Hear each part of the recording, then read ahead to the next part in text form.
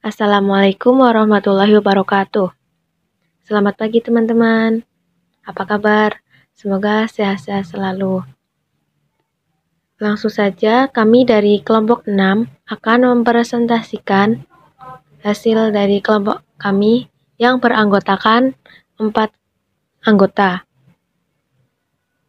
Yang terdiri dari Amanatun Hasanah, yang kedua Minatun Nafisa, yang ketiga Nur Wahyudin, yang keempat Siva Pratidina Ratnaningtyas. Disabilitas dalam Al-Quran dan Hadis. Pengertian disabilitas dalam Al-Quran dan Hadis terdapat dalam Quran Surat An-Nur ayat 61, yang artinya tidak ada halangan bagi orang buta, tidak ada halangan bagi orang buta, tidak pula bagi dirimu makan bersama-sama mereka di rumah kamu atau di rumah bapak-bapakmu, di rumah ibu-ibumu. Dalam potongan surat An-Nur ayat 61 ditegaskan bahwa bagaimana Islam menganggap sama dan setara dengan orang-orang yang memiliki keterbatasan dengan orang-orang lainnya. Islam mengecam sikap diskriminatif terhadap para penyandang disabilitas, lebih lagi sikap diskriminatif, kesombongan, dan akhlak buruk. Keterbatasan fisik merupakan salah satu ujian yang diberikan Allah kepada hambanya dan sesuai dengan hadis di atas, dengan pujian, derajat, kemuliaan yang tidak bisa dicapai hanya dengan amal yang akan diberikan. Tuli, bisu, buta. Istilah tuli, bisu, buta juga digunakan sebagai tamsil atau umpama dalam beberapa ayat Al-Quran.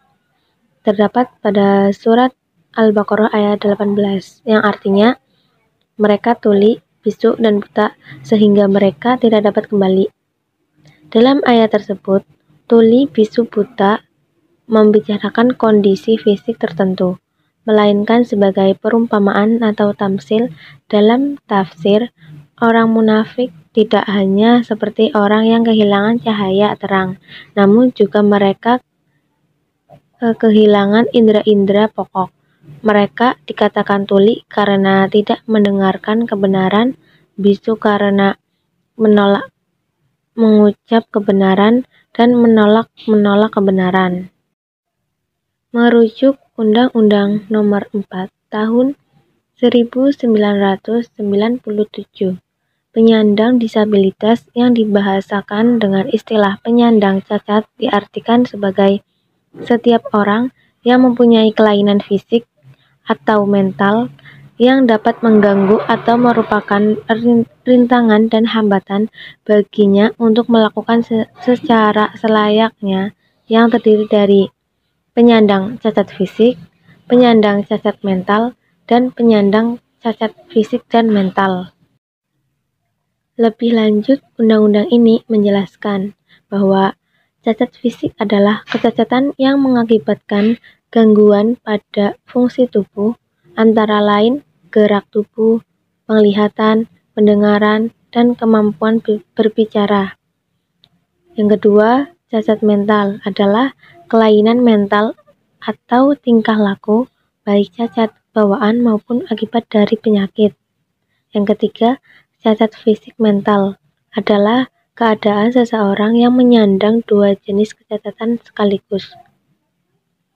Dari sini dapat diketahui bahwa maksud disabilitas adalah kelainan fisik atau mental yang dapat mengganggu atau menjadi rintangan bagi penyandangnya untuk melakukan aktivitas sebagaimana umumnya orang. Kaidah disabilitas dalam fikih. Syekh Ibrahim Al-Baijuri dari Al-Azhar berkata dalam Hasisat Al-Baijuri ala Jauharat At-Tauhid, separa imam mazhab Syafi'iyah berkata, bila Allah menciptakan seorang manusia tunanetra sekaligus tunarungu, maka gugurlah kewajiban berpikir tentang Tuhan dan segala kewajiban hukum baginya. Itu adalah pendapat yang sahih seperti dalam penjelasan penulis. Pendapat ini disandarkan kepada firman Allah, dan kami tidak akan mengazab sebelum kami mengutus seorang Rasul, yang terdapat pada Quran Surat Al-Isra ayat 15. Ustadz Yudi Prayudi menambahkan perlunya kajian-kajian fikih yang membahas tentang disabilitas mengingat urgensi yang ada di dalam masyarakat.